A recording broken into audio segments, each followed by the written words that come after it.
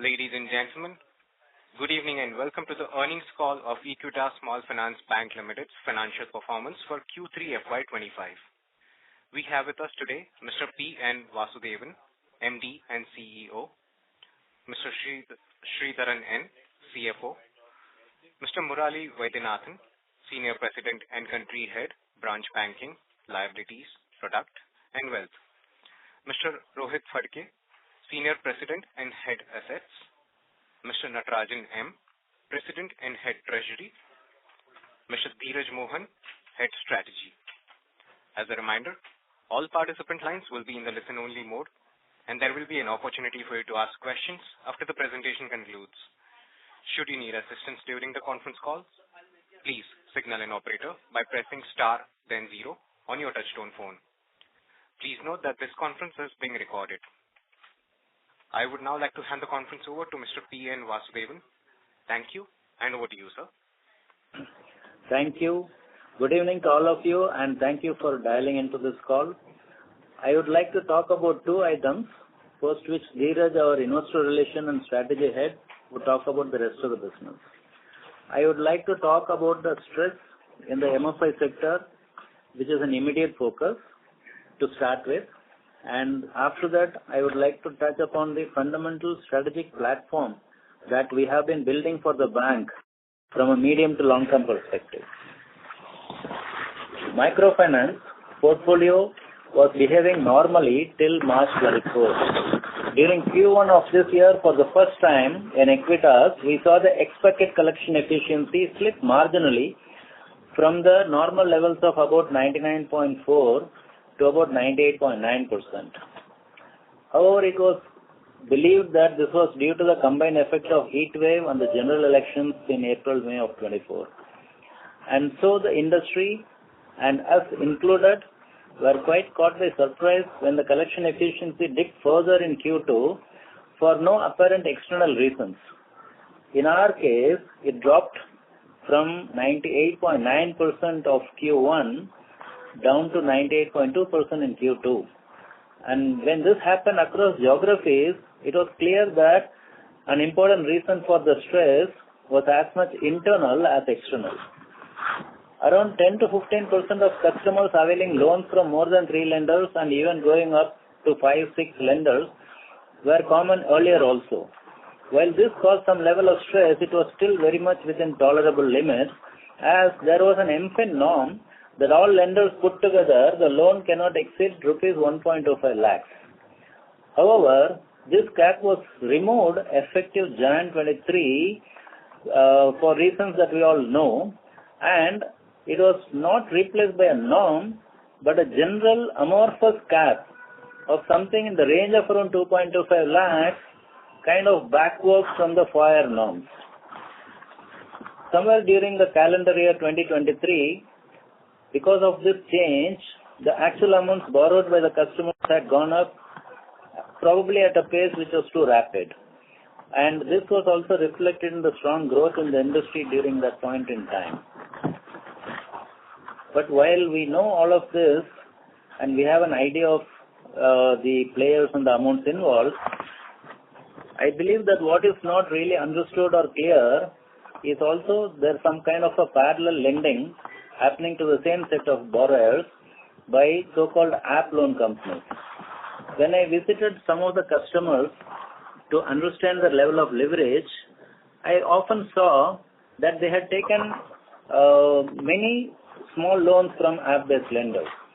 These loans were typically small in the range of 5,000 to 25,000 rupees, yet with short repayment tenors, the monthly EMI does work out to some decent size.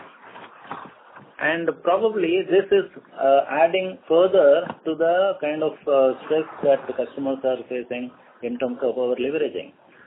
So we may have to see how at the industry level we get all lenders to the segment to somehow fall in line with the MFIN Guardrails 2.0 that's been rolled out effective Jan of this year. In our portfolio, we have seen that ex-bucket efficiency stabilized in Q3, but this is not really enough. We have put in many initiatives and hope to see an improvement in the same over this and next quarter. Because of a 6-month lag between X-bucket slippage and eventual credit cost, we should see elevated credit cost in MFI for this and next quarter also, arising out of slippages in the second and third quarter of this year. Depending on improvements in the X-bucket efficiency, we might see in Q4. Based on that, we should be able to predict some level of moderation in credit cost, hopefully from Q2 or Q3 of the next financial year. Of course, as we speak, we are also aware of certain recent developments in Karnataka. So the outcome of that anyway needs to be assessed as the picture unfolds there. In terms of diversification, in Equitas, we started the journey of diversifying from 100% microfinance book to other forms of lending, basically secured forms of lending, way back in 2011. Presently, we have about 14% of our portfolio in microfinance, with the rest being secured. We would continue on this path and expect to see the share of microfinance going down into single digit shortly. Micro loan against property, or MLAP, is a product which we had introduced again way back in 2012-13. This is basically for funding small businesses from 2 lakh rupees to 7.5 lakh rupees secured against house property. We have completed 2 cycles of this product, which is typically a 5-year loan product. Out of about 2.3 lakh customers we have financed MLAP over the years, we have had to take legal recourse to repossess the property only in about 690 cases, and out of this, we actually had to sell the house only in 23 cases, while the rest have either settled by the customer themselves or it's work in progress. This shows our ability to underwrite properly and also determine the right amount of loan that these customers would be able to borrow and repay. The MLAP product addresses typically the 15% of the top end of the MFI customer segment. We have rolled out special emphasis on this product during this year, resulting in the disbursement in MLAP doubling during the year. Further emphasis is being given with an objective of trying to replace as much as possible the rundown in the MFI books by the MLAP book. Now I come to the second part of what I wanted to cover, which is a medium to long-term strategic positioning of the bank. Our objective has been to build a stable, sustainable and scalable business model over the years. As per this, on the lending side, we have now built a secured book of about 86% of the portfolio, comprising of small business loans, affordable housing, used vehicles and MSC finance for working capital.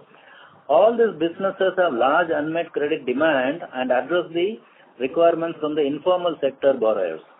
Banks, by and large, have been absent from these markets for all these years. And given our strengths built over the years, we do have a very strong competitive edge in this space. These products have been credit tested over the past decade through multiple headwinds such as GDP slowdown, demonetization, corona, etc. Through all those headwinds, the credit costs for all the rest of the products have remained within a very acceptable narrow range. Affordable housing finance, which is also having a comfortable GNP and credit cost, has yet to break even, being a new product, but contributes 12% to the portfolio. This is expected to turn black next year, which should hopefully help improve the overall profitability of the bank. We had launched, as I mentioned earlier, liability to strategy 2.0 during the current year. The objective is to improve stickiness of depositors, which will in turn enable us to reduce the interest rates that we offer and reduce the differential between us and the large banks in terms of interest rates over a period of 3 to 5 years. On the liability side, most of the standard offerings are already in place, such as investment options, trading, ASBA and bill payments. On the asset side, affordable housing, used cars were the only ones that we could offer till now. This quarter, we have rolled out personal loans for deposit customers, and credit cards for deposit customers will go live by March. Based on the level of product consumption by depositors, we will take calls on reducing our interest rates on deposits. During this year, we have changed twice the interest rates on certain slabs of savings accounts, yielding a reduction of about 13 basis points in savings account interest cost. We also reduced our peak TD interest rate during Q3 by 25 basis points. For the next 3 to 5 years, as we reduce our cost of funds, we should be able to further improve the quality of our borrowers. And given the large unmet credit demand from these customer segments, we should be able to sustain healthy growth with quality. To sum up, the bank is going through the short-term impact of the stress in its microfinance portfolio. However, the platform on which the bank has been built remains robust and strong, and we should be able to sustainably and profitably grow this over the next few years. I'll now hand over to Dheeraj for taking us through other business numbers. Thank you, Vasu. Good evening to all of you. As you all know, Equitas operates at the grassroots of the economy and predominantly deals with the informal workforce on the lending side, while seeking deposits from the mass and mass affluent segments. In our limited perspective, we are seeing a marginal uptick in economic activity, continued tightness in liquidity, limited growth in household incomes, robust credit enquiries across segments, and overall tightening of credit norms. At Equitas, we operate across 8 lines of business, which are our liability franchise, the treasury business, which we set up in 2016, small business loans, vehicle financing, microfinance and microloans, affordable housing, MSE finance, and NBFC finance. Our deposit franchise currently stands just north of 40,000 crores and registered a healthy growth of 26%, backed by strong growth in retail term deposits of 31% in a challenging environment. Our CASA remained stable at 29%, and we saw some uptick in current account balances. However, growing SA or savings account balances continues to be a challenge as depositors prefer parking money in term deposits given the uncertainty of when the interest rate cycle may turn. Our total retail deposits, that is retail TD and CASA, stands very healthily at 73% to the overall deposits. Our LCR stands at 184.8% and CD ratio comfortably at 88.6% as of December 2024.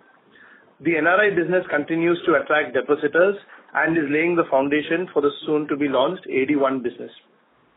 The wealth and third-party distribution business is also moving along well.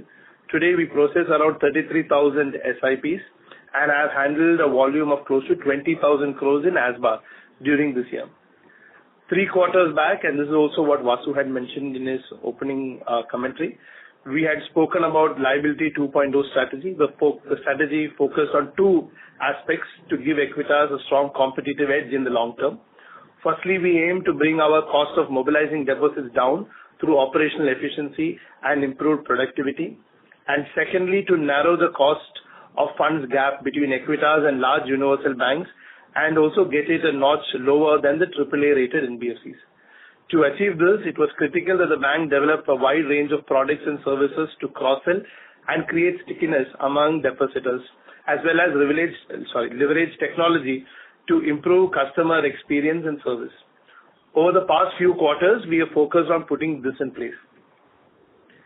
With the launch of credit card, personal loan, and soon to be launching AD1 services, along with products like car loans, housing finance, services like digital focus, wealth management, ASBA, etc. for savings account holders, we now have a strong proposition to build a loyal and sticky customer base.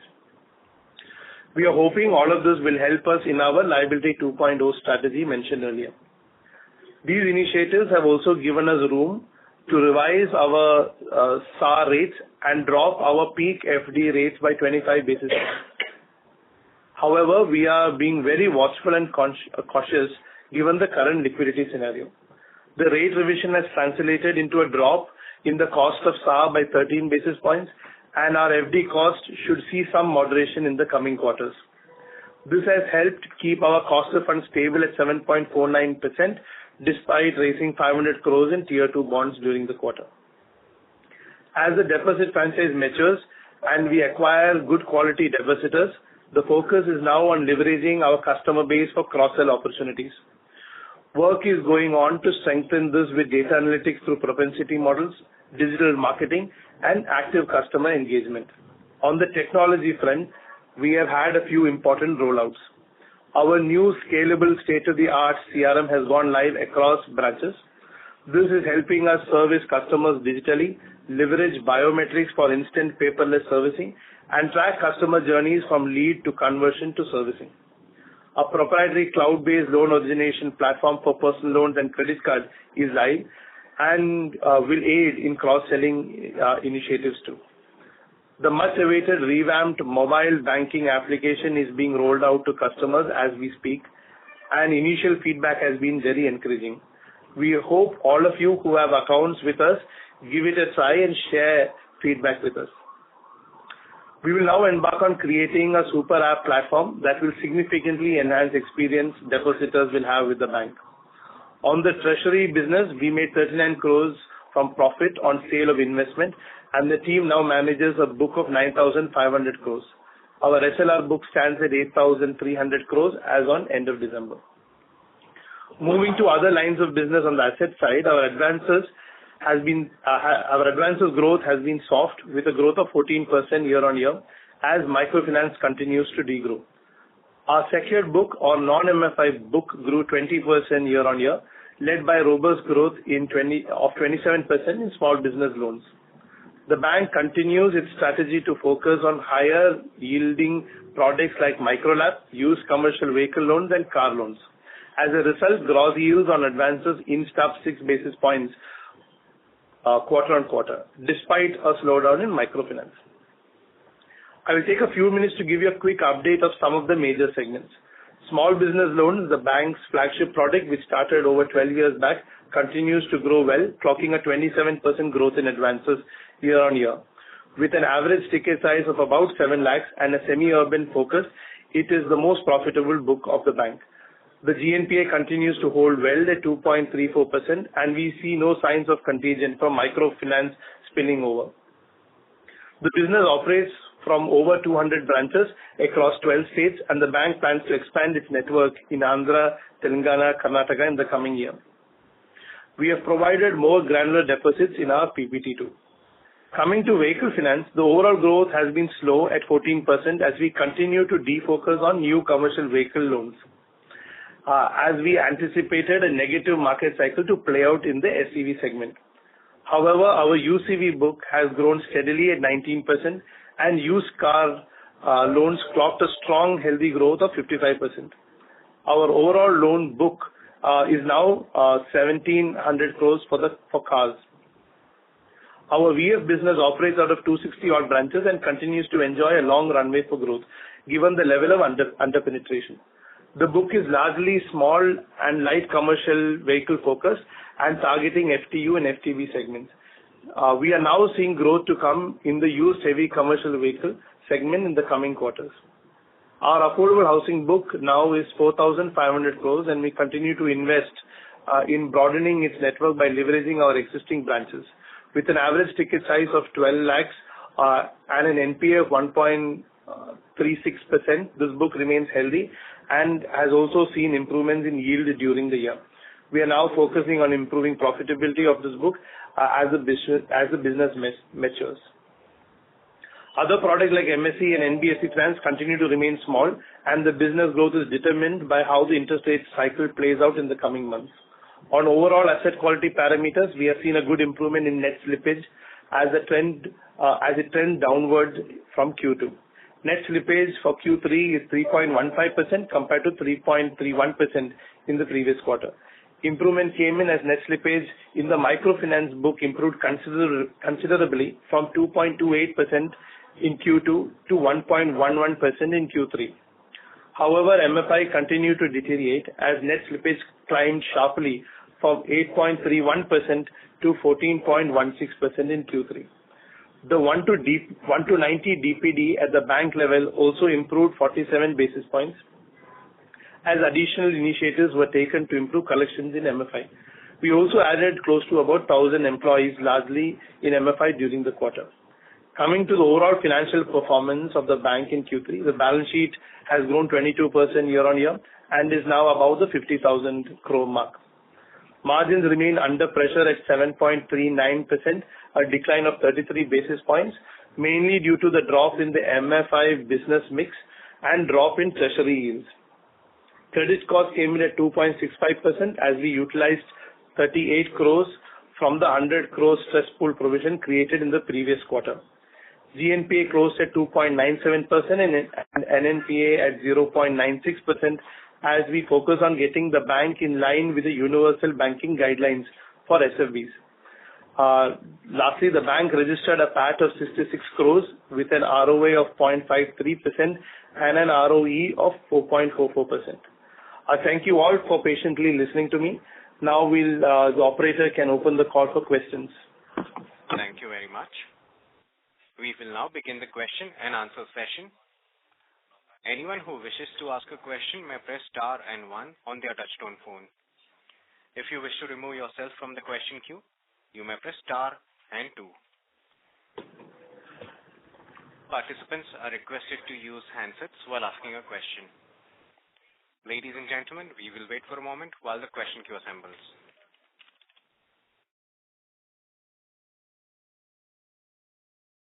Our first question comes from Rajiv Mehta from Yes Securities. Please go ahead. Yeah, hi. Good evening.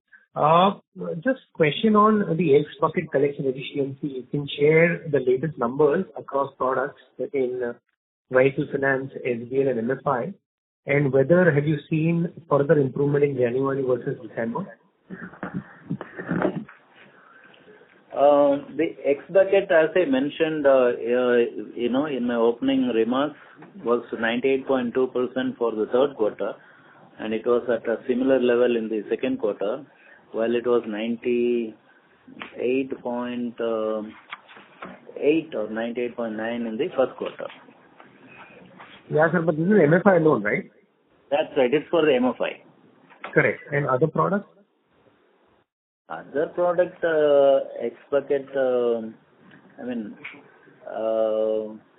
that's, I don't know whether that's so relevant because I don't even have the data immediately. Got it. Yeah, but typically the MFI is very critical to measure X bucket because the percentage of collections that we do out of X bucket flow in microfinance is much lower. In other products, so generally the collection efficiencies are much higher in the OD buckets, and so the eventual flow into NPA is not that much. So X bucket is an important parameter that's measured internally, but we don't share it, with investors. Sorry, we have given that. No, just that. What is this? This is X bucket, product-wise we say what it is. Okay, sorry. It's there in page. Internal number. Okay. Yeah, that's right. So we do have this data from our internal, review purposes, but it's not that relevant, so we don't share it with the market. Microfinance, we told you because it's very relevant. And can you also share the quantum of disbursements now you're doing on a monthly basis in MLAP? Sorry? It's about 150 crores right now. Monthly in MLAP, right? That's right, monthly. And that's what, as I mentioned, that's the focus. Now the target is to try and see how that can be taken to next level because, the MLAP was introduced by us about 12 years back for the top end of the microfinance borrowers. We had done a study long back. About 15% of the microfinance borrowers we determined were people who are, entrepreneurs by choice, people who got into business by choice, and they were able to scale up and, manage their business better and required funds to grow their business more. So basically, MLAB was introduced to address the top end of the MFI customers long time back. And so now what we are doing is we are getting the same MFI team to work with our current set of customer base of MFI and try and penetrate MLAP to the top end of the MFI borrowers. And as the MFI loan book keeps coming down, the objective is to try and see how much of that can be filled by MLAP. So currently the disbursement is about 150 crores a month, and going forward we should see how to scale that up further. And sir, this net slippage is being lower in the non-MFI products. So what would have driven this much higher levels of upgrades and recoveries, say in vehicle finance or SBL portfolios in this quarter? Because the macro backdrop was not very conducive. So what do you attribute this higher recoveries and upgrades in these portfolios to? On the page, page.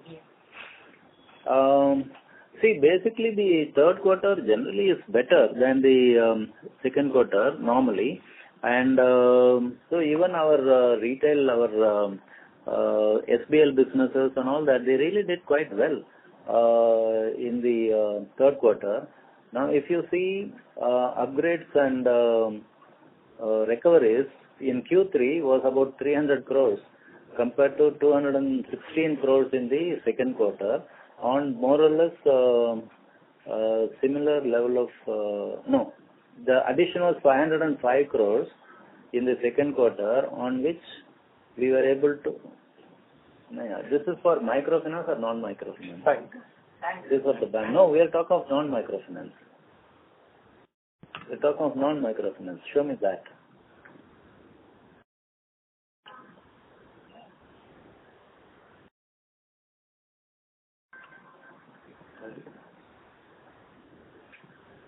Yeah. So here you see page number. Slide 23. Slide 23, we have put certain data. If you can go through slide 23 later on, you will find out what's been the gross slippage and also the upgrades and the net slippage in the non-microfinance portfolio. And so the non-microfinance portfolio, the gross slippage, the net slippage was at similar levels to 200. 200.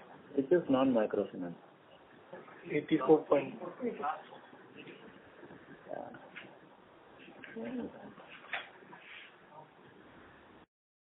Net slippage in non-MFI was 85 crores for the quarter, and for the previous quarter it was 160 crores. So there has been a significant improvement in terms of the upgrades, right? And net slippage really reduced. See, basically the third quarter is always a good quarter, and fourth quarter should be generally even better normally. So we should really hope for something even better in the fourth quarter. Mm-hmm. And can I just ask one last question, please? Okay, go ahead. Yeah, and on this credit cost, sir, so now that the SMA2 bucket is still elevated at the bank level, SMA0 and 1 is improving, so we will have follow-through slippages.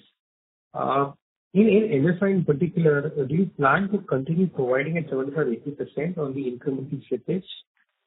Because your current PCR is 77%. And whether you would further utilize the remaining 62 crore of that stress sector provision that you have created on the standard loan. So that usage of that balance buffer provision on standard assets in microfinance will depend on how the bucket, that SMA buckets move in the fourth quarter. I mean, so internally we had some norms to arrive at that 100 crores in the second quarter. On basis that norm, there was a release of 30 odd crores in the third quarter. But so it depends. So I'm not going to be in a position to say whether we'll use it in the fourth quarter or not. It depends on how that the OD bucket portfolio comes out in the fourth quarter. As far as the first question that you asked, you want to take that? No, it was related to whether we keep continuing to provide 75-80% Yes. Because what happens is our NPA norms provision, we changed it during the year for microfinance, right? We kind of increased the provision norms, and that will continue. I mean, that's something that we are not even allowed to change it frequently. Once you change your provision norms, it will have to be on a consistent basis. So that will continue. Except the 91 to 150, rest all on 100%. Yeah, 91 to 150 we are providing 50%, and 150 plus we are providing 100%, and that will continue. Okay. Thank you so much, Investor. Thank you. Thank you. The next question comes from Kamal Mulchandani from Investec Capital Services. Please go ahead. Hello. Thank you for the opportunity. Firstly, sir, I was seeing in the PPT that PPOP to assets is decreasing from last 5 odd quarters. So when do we see an improvement in the PPOP to average assets rate going forward? Yeah. So See, the factors impacting it is largely the proportion of microfinance we have on the book. So as microfinance, is a high-yielding book, and in good times it's very, very profitable. You're seeing that impact play out. And directionally, we have also mentioned that we want to bring down microfinance in the long term to some, a single-digit number. And to counter this movement is why we are growing MicroLab and focusing on products which are similar, let's say, internal ROA or internal profitability. So the whole challenge we have, and we started this like 2 quarters back, I think is when we mentioned this, that we are growing the MicroLab book. So the whole challenge we have is to bring back PPOP despite readjusting the bank for a lower MFI book. So today it's a little distorted given that microfinance is dropping much faster and disbursements are fairly muted. So you'll have to give us some time till the storm passes, and we think that it will take another 1 or 2 quarters for us to get that clarity.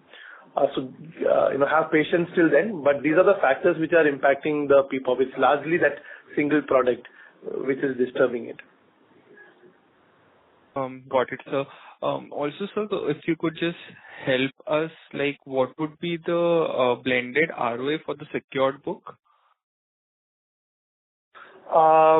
See, this is, how internal products are looked at is there's a transfer pricing which happens to each of these products. So when we tell you an ROA, for example, we say that the ROA of SBL, let's say, for example, is 4% or 5%.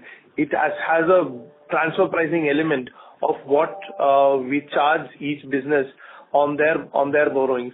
So it's really not easy for you to understand. All we can say is SBL is extremely profitable, and there are standalone NBFCs which do similar businesses, and the numbers are very, very comparable. So that you should actually do a sum of parts.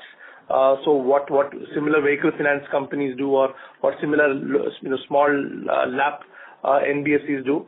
We are not way off any of them. We are extremely comparable. And then the denominator is between assets of a bank and assets of an NBFC. So if you just adjust for that, you will actually get a better picture. But our internal ROE numbers actually will make no sense. We've given you yields of these products largely. The cost of funds of the bank. The cost of liability, I think we mentioned it somewhere, is about 2.5% is the cost of raising deposits. So you have to adjust for all of that. So it's not a very straightforward answer, but the easiest way is to look at standalone NBFCs and do a sum of parts of Equitas. Okay. No, so like what we are trying to do is that trying to understand that how the bank would again go back to 2 or more than 2%, 2% ROA in the near future, taking into consideration that we are not increasing the share of our MFI book, or even we'll try to reduce our MFI share further. So like just wanted to understand that if we'll sacrifice on our MFI book, will it affect the ROAs of the entire bank as the secured segments are still not contributing much to the profitability? Yeah. So as I mentioned, as Dheeraj mentioned, some of our secured loan products are quite old products, and so they contribute well to the profitability of the bank. So typically your small business loan, which is about 42% of the book, and the used vehicles, where the used commercial vehicle and the used cars, which together contribute about 17-18% of the book, and the 2-3% of the NBFC loan to NBFCs. All of these are profitable at normal level because they have been around for enough time, and so they are profitable at very comparable levels. What is still not broken even is our new products like affordable housing and the MSE that we are doing. So these two have 12% and about 4%. So about 16% of the book is still to break even. And the new commercial vehicle, the new small commercial vehicle, which is about 5 or 6%, That's just at the borderline. So you are talking of really this 20%, which is either just at the borderline or yet to break even. So these are products which will probably start breaking even and contributing to the profitability maybe in the subsequent years. And that is when the overall profitability of the bank can go up as these new products start contributing to the bottom line. So microfinance, as I said, will go down, and to that extent, its contribution to the profitability will obviously go down. But some of these products like affordable housing and MSE, which have been around for the last 3-4 years, as they break even and they start contributing, hopefully some of that burden should be taken by them. Okay. Thank you so much, sir. That's it from my Thank you. end. Yeah, thank you. Thank you. The next question comes from the line of Palak from ICICI Securities. Please go ahead. Yeah, sir. Thank you for giving me this opportunity. Wanted to know that the SMA Your voice is not clear. Palak ma'am, you're sounding muffled. Yeah. Am I audible now? Yeah, that's better. Yeah. So the question was that for the SMA 0 and SMA 1 for the MFI book, I've seen some improvement in Q3 as compared to Q2. So do you think that this is sustainable or do we think that further improvement is still expected for the coming quarters? Yeah. So you're right. The SMA 0 was 2.17. It has improved to 2.03. And SMA 1, which was 1.7, has improved to 1.5. However, if you see SMA 2, which was 2%, has actually shot up to 2.73% in the third quarter. Right. I think this is slide number, I don't know. 25, slide number 25. See, basically the SMA 2 has shot up because that's an effect of what happened in the second quarter, right? The X-bucket flow in the second quarter will lead to an increase in NPA towards the end of third quarter, which is where we see the SMA going up, and eventually part of that will move into NPA in this quarter. But SMA 0 and 1, the improvement that we see is because, as I mentioned, between Q2 and Q3, the X-bucket stabilized. Even though it's not at a comfortable level, 98.2 is where it's stabilized, but 98.2 is nowhere near comfortable. At anywhere around 98.6, around that, the MFI will actually break even, meaning the credit cost that we lose and the income that it generates will kind of match each other and the product will break even. But if you are at any X bucket less than 98.5 or 98.6 or somewhere in that range, means that the credit cost will be higher than the income generator. So net, the product will be a negative contributor. So this first sign of improvement in SMA 0 and 1 is nice, but it's really not enough. And this quarter we have to see where is our X bucket going to be, and that will determine what will be the potential cost that we may incur over the next 2 quarters. Okay, understood. And if you could even touch upon that, what kind of expected collection efficiency have you seen for the month of Jan for the MFI book?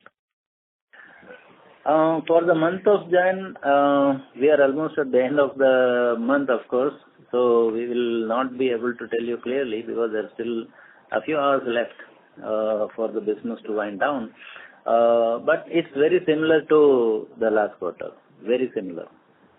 So it's not shown an uptick. That's clear. It might end up very close to the last quarter. But then there was a lot of holidays this month. Hopefully February and March, less holidays.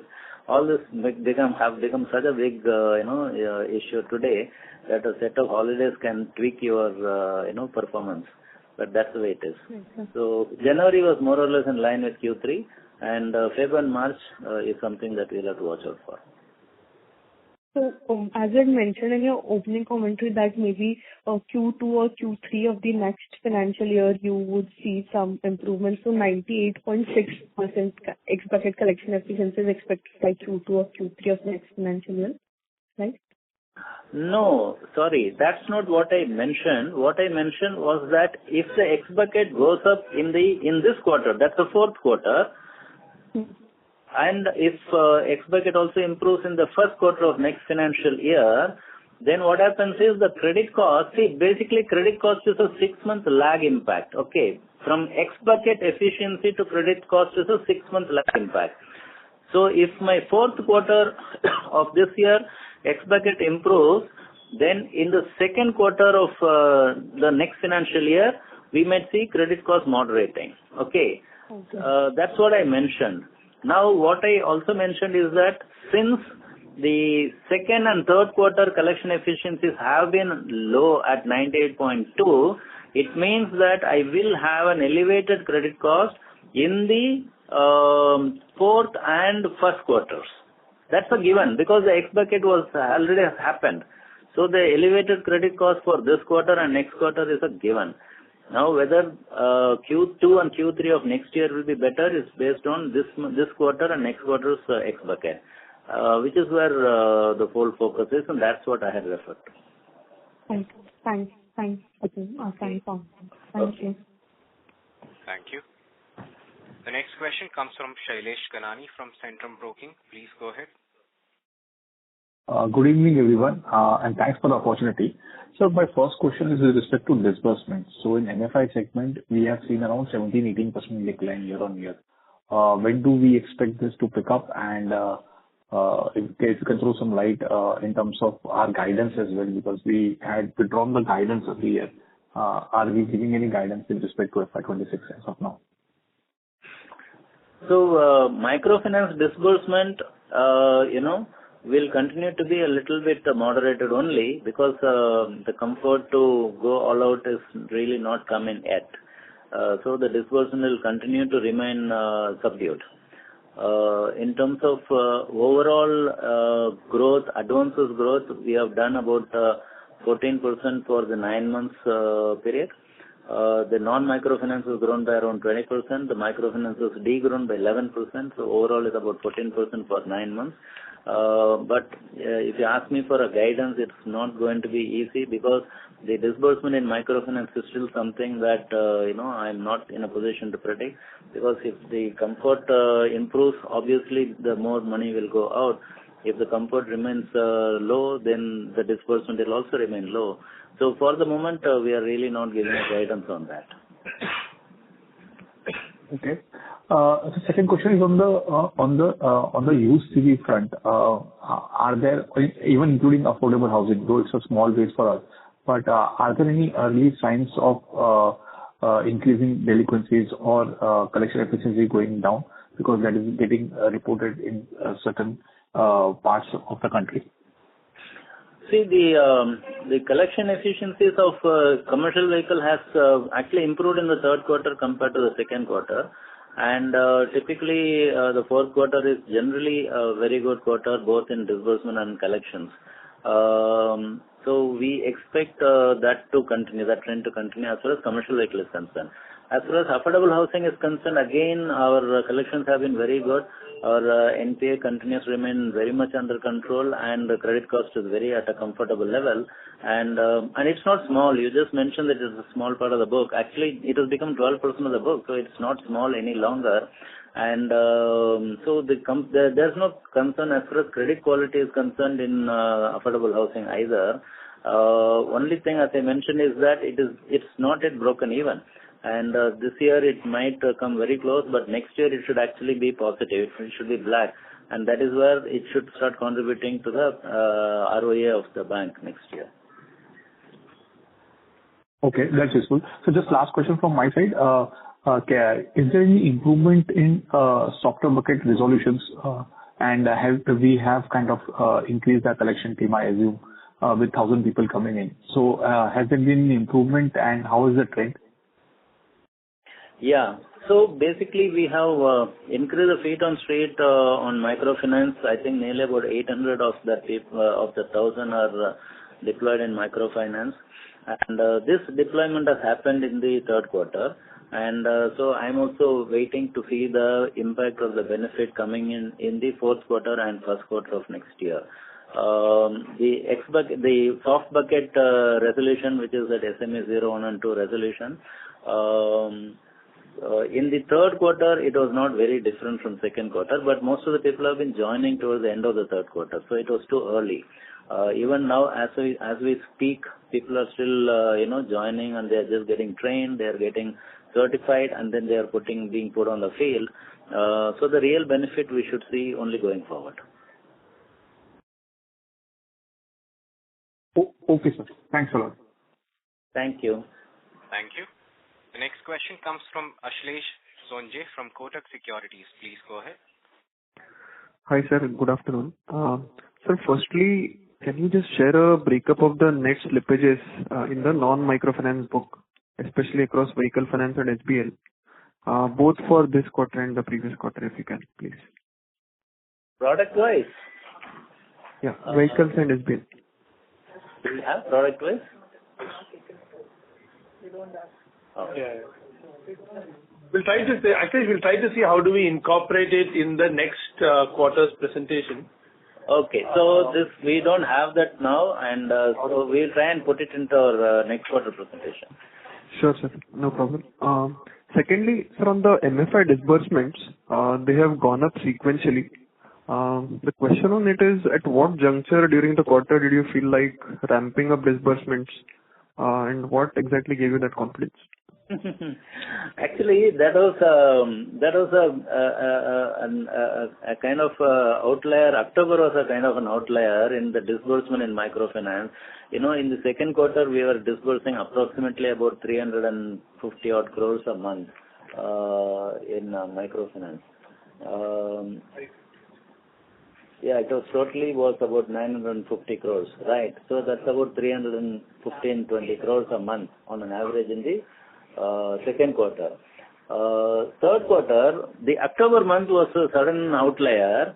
The disbursement was about 500 plus crores in the month of October alone, but then November, December came back to normal level. That's why you see the blip in third quarter. But that is not something which is going to be repeated. And so we should see, as I said earlier to the previous call also, we are not in a position to predict the disbursement in microfinance because it depends on the comfort and the performance, portfolio, behavior, etc., etc. So, but that October was an aberration, and we don't expect that to happen again. Understood, sir. And any specific reason for the October month being an outlier?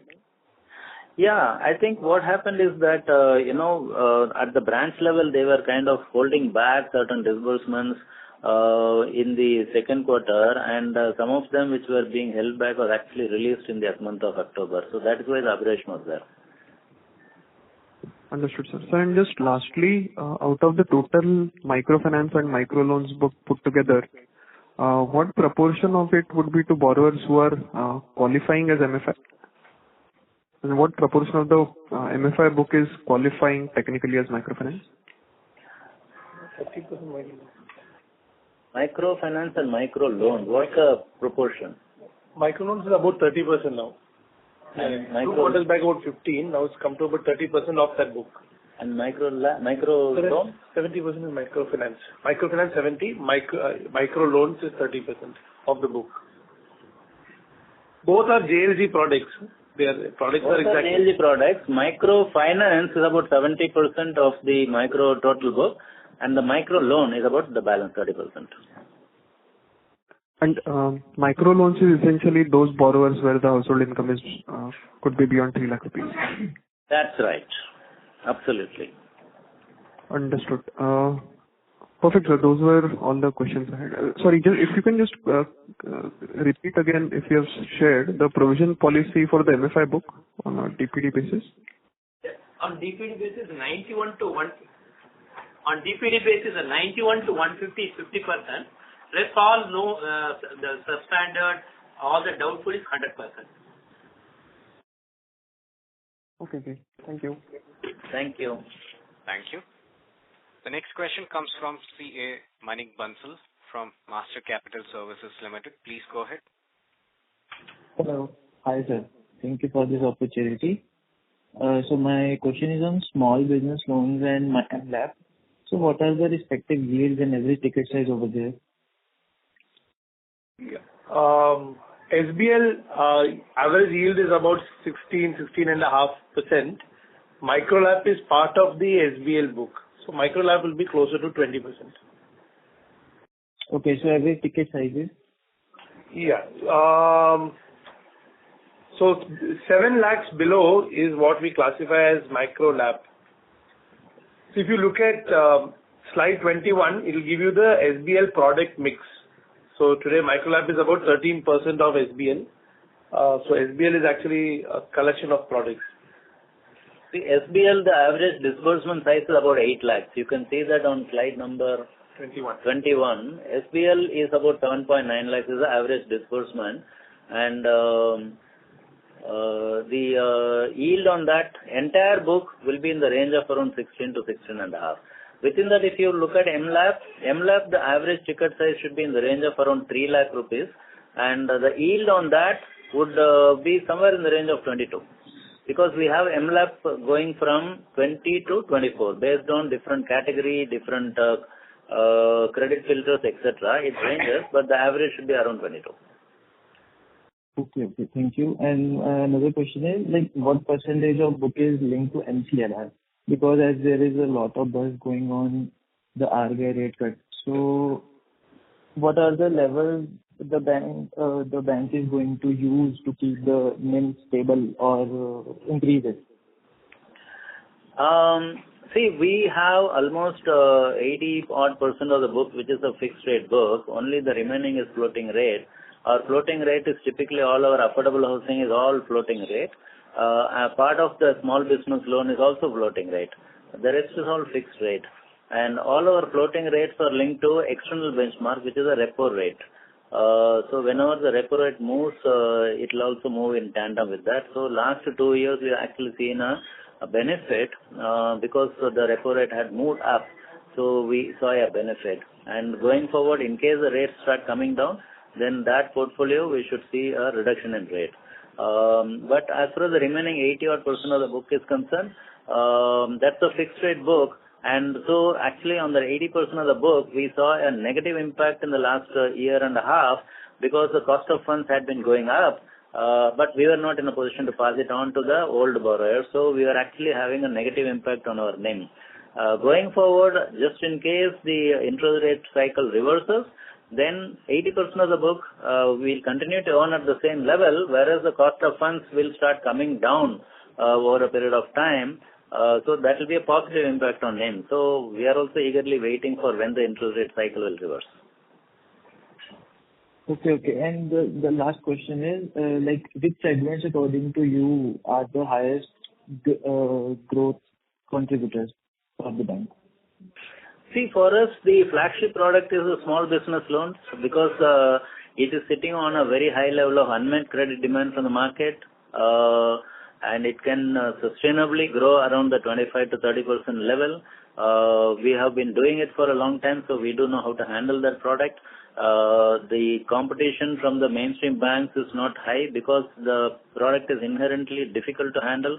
And we have a lot of competitive strength built up over the years. And that product has seen all kind of headwinds, starting from GDP, growth, GDP cycles going up and down. Demonetization happening, corona happening, it's seen all kind of headwinds, but the credit cost in that has never gone out of hand, never ever gone out of hand. So that remains our flagship and will continue to be the high growth product for the bank. The next one will be our used commercial and the used car, which is also used commercial, of course, is a 12-13-year-old product in the bank. Used car is about 4 years or maybe 4.5 years old. And both of them also will remain a flagship growth product for the bank because they tick all the parameters. Affordable housing will be a third focus product for the bank because it performs very well from a credit quality perspective. Only thing is that it is still not contributing to the bottom line, and hopefully next year it should start contributing. But it ticks very strongly on the credit quality. So that will be a third focus product of the bank. Okay. Thank you so much. Thank you. The next question comes from Amit Mantri from 2Point2 Capital. Please go ahead. Yeah. Can you let me know if there has been any change in the yield on that is being charged on the microfinance loans? See, earlier we used to have a flat rate. Now, towards the end of last quarter and this quarter, we have introduced a slab-based rate. So the rate starts from 20% and goes all the way to 25%. So it depends on the profile of the borrower. So people who have been with us for 2 cycles, 3 cycles, 4 cycles, etc., they get a lower rate. People whose past track record has been very good with us, they get a lower rate. People whose attendance at center meetings have been beyond certain minimum level, they also get a lower rate, and so on. So we have defined a few set of credit parameters.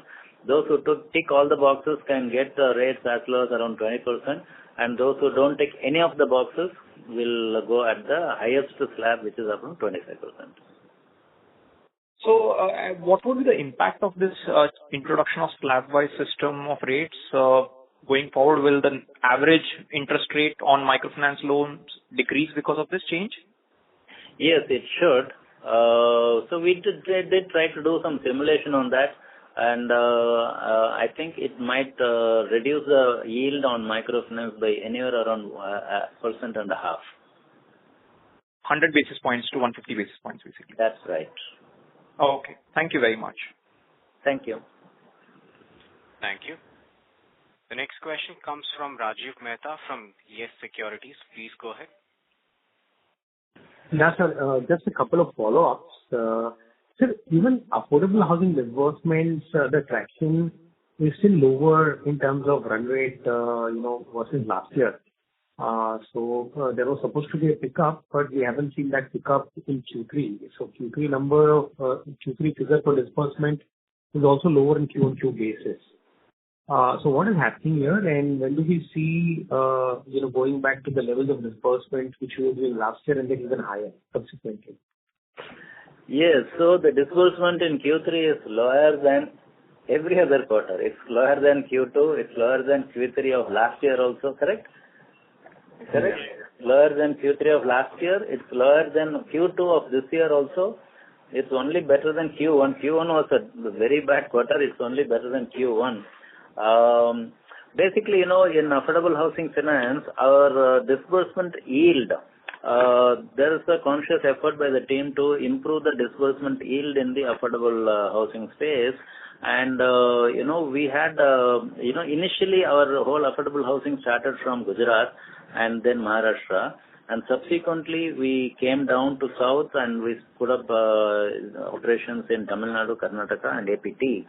And so the team's effort, in their effort to try and improve the yield of the disbursement in affordable, they actually took a call to slow down part of the disbursement from West and try and improve the disbursement from South. And that's why you see the disbursement coming down. But in return, the yield had actually started going up even in the third quarter.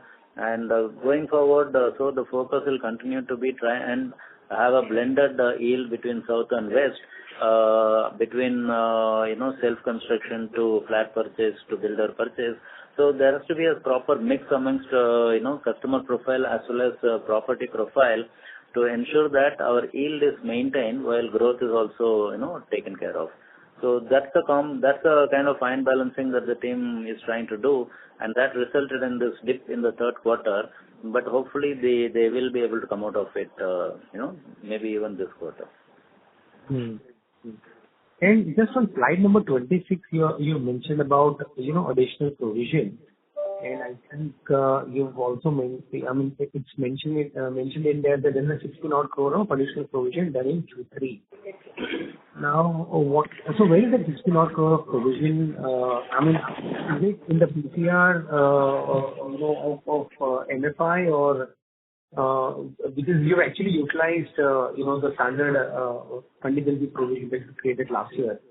So what do you mean by this additional provision of 16 crore done in Q3? The additional provision is in respect of the bucket, the provisioning changes in the buckets of MFI from 151 to 180. Earlier we are providing 75%. We started providing 100% now. That's the incremental provision. In Q3. In Q3 FY24. Okay. And that's a change in policy itself now. So even on a continual basis, 150 plus will be 100%. See, this is a change from the bank policy of earlier follow. So it will be consistently followed in the future. Understood. Yeah. Okay. Thank you. Understood. Thank you. Ladies and gentlemen, we would take that as a last question for today. I would now like to hand the conference over to Mr. P. N. Vasudevan for his closing comments. Yeah. So thank you all for dialing in and listening to us and asking us questions and helping us to understand our business better. And we look forward to meeting all of you guys again next quarter. And hopefully the performance also should be much better than what's happening now. Let's hope that the market stabilizes, market settles down, customers come back to more normal levels of behavior, and things do get back to some level of normalcy. Thank you, and wish you all the very best. Bye. Thank you. On behalf of Equitas Small Finance Bank Limited, that concludes today's conference. Thank you for joining us. You may now disconnect your lines.